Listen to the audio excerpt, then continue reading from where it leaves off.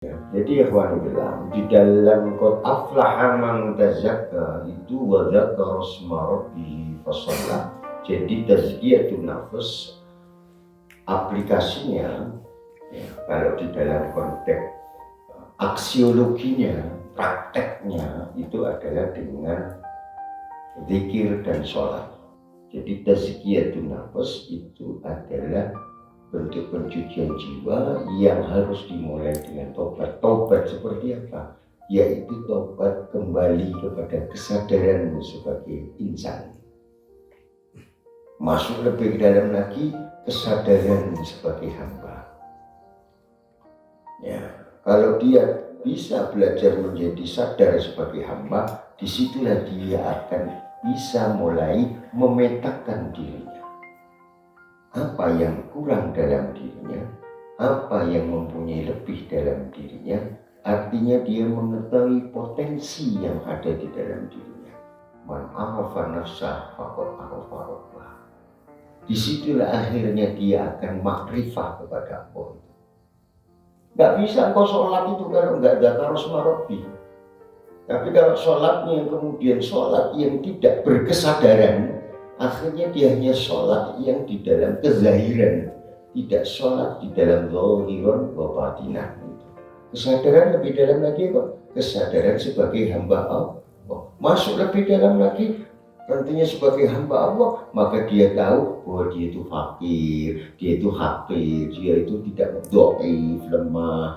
Namanya manusia, dia dhaif, lemah, dia fakir, butuh selalu fakir. Hamba kan fakir. Fakir itu artinya apa? Butuh pertolongan, butuh sandaran, butuh terus namanya hakir.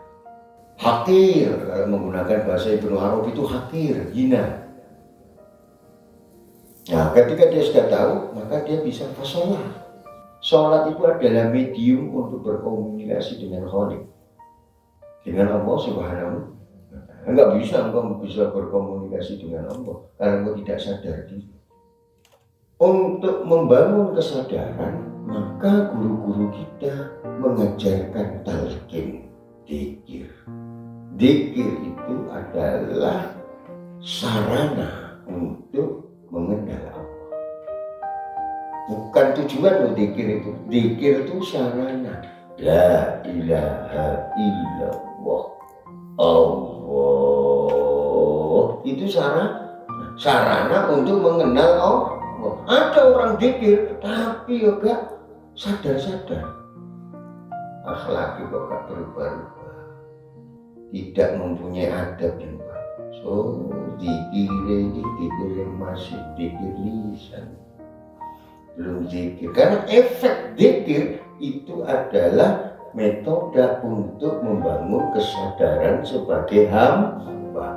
Kesadaran dari hamba, buahnya adalah adab akhlak yang bagus, uswatun hasanah. Jadi banyak orang berzikir tapi tidak mendapatkan samaratul dzikir. Apa penyebabnya? Karena merasa bisa dzikir. Merasa bisa dzikir. Artinya kalau orang merasa bisa dzikir, kesadarannya belum kesadaran hamba. Kediriannya yang muncul, bukan kehambaannya yang tidak mempunyai apa-apa kecuali bisa dizikirkan Allah, disolatkan Allah, diaktivitaskan oleh Allah Subhanahu wa Ta'ala. Makanya ketika berzikir itu memohon kepada Allah agar diberikan zikir yang berbuah kepada kemakrifatan, pengenalan diri antara hamba dengan sang penciptanya, sang pemeliharanya, sang penanggungnya, sang memberikan rezeki, sang semua. Mulai engkau bisa duduk di sini saja, itu ucapkan syukur bahwa engkau di dalam tarbiyahnya Allah, dalam proses penyadaran, disadarkan oleh Allah Subhanahu wa Ta'ala. Dasarnya apa? Sanuqri'uka fala tansa illa masya Allah.